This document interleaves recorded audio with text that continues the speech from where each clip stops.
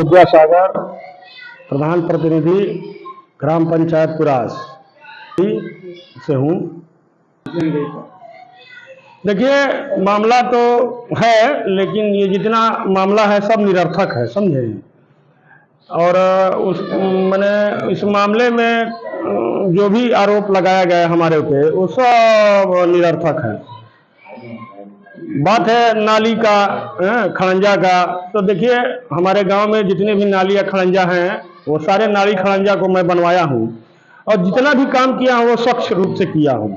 अब रह गया कि भाई हमारे ग्राम सभा, हमारे ग्राम सभा को पूर्ण रूप से विकसित करने के लिए हमारे निधि में उतना पैसा नहीं है कि हम उसको क्या नाम है कि पूरा कर सके, और उसको पूरा करने के लिए लगभग कई करोड़ रुपए की जरूरत पड़ेगी, जो हमारे निधि से बाहर है।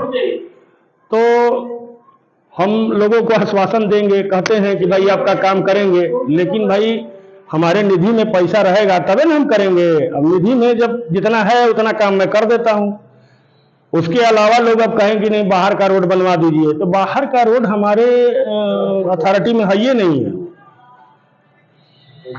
देखिए, विद्यालय पे हम लगे हुए हैं, और विद्यालय पे हम चाहेंगे कि अच्छा से अच्छा सुंदरीकरण हो जाए, क्योंकि वो विद्यालय में हमारा आपका सबका बच्चा जाता है पढ़ने, और हम कभी नहीं चाहेंगे कि वो विद्यालय जो है कि नहीं जर्जर अवस्था में रहे। अभी देखिए, वर्तमान में विद्यालय में हम शौचालय बना रहे हैं, और प्रयास में लगे हैं कि ज़्यादा से ज़्यादा जो है कि नहीं उसमें हम कार्य कर सकें, लेकिन उसमें भी ये बात आ जाती है कि भाई हमारे निधि में उतना पैसा नहीं है जिससे कि हम उसका सर्वांगीण विकास कर सकें।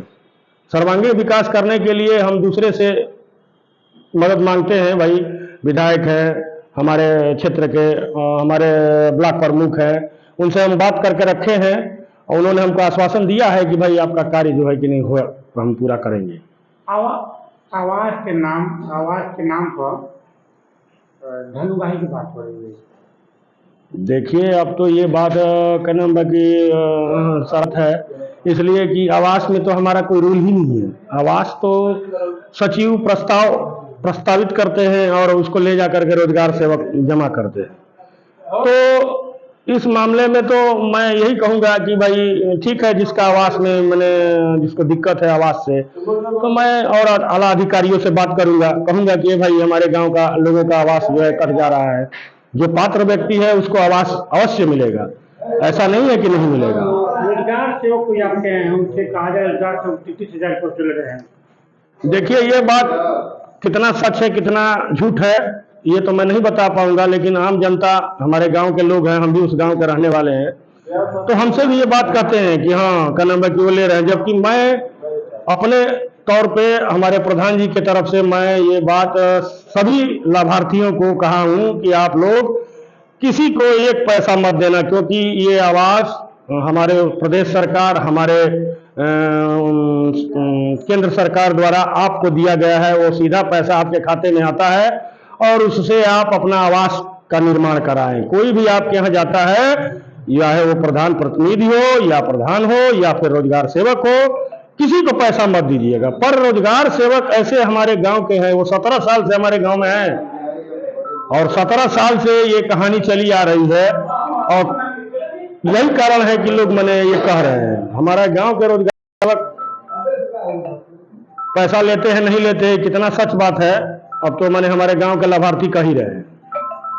जी, क्या रोजगार सेवक अगर दोषिया होगा तो कार्रवाई होगी इसका? हाँ बिल्कुल, अगर रोजगार सेवक दोषिया है तो उस पर मैं पीछे नहीं हटूंगा, अपने पूरे ग्रामवासियों के साथ उनके कंधे से कंधा लड़ा करके और मैं लड़ाई लड़ूंगा वो, क्योंकि किसी गरीब को जो आवास मिलता है वो हमारा आपका अधिकार नहीं है कि मैंने हम उसको अपात्र घोषित कर दे। अगर वो अपात्र है तो अपात्र घोषित होगा, अगर पात्र है तो पात्र रहेगा, और मैं उसके लिए लड़ाई लड़ूंगा। पोखरी की बात आ रही, पोखरी के सुंदरीकरण के नाम पर धन उठाया गया है। देखिए, पोखरे के सुंदरीकरण पे आज के पहले जो भी प्रधान हुए वो कार्य किए और उस पर धन उगाही किए, लेकिन हमारा कार्य जो था मैंने हो रहा था आधा अधूरा हुआ, और आधे के बाद वो बारिश होने लगा, बारिश का मौसम आ गया, बंद हो गया। अभी तक आप पता लगा सकते हैं उस पोखरे पे जितना भी कार्य हुआ है उसका पैसा सरकार से हम लोगों ने उठाया नहीं है, वो इसी तरह पड़ा हुआ है।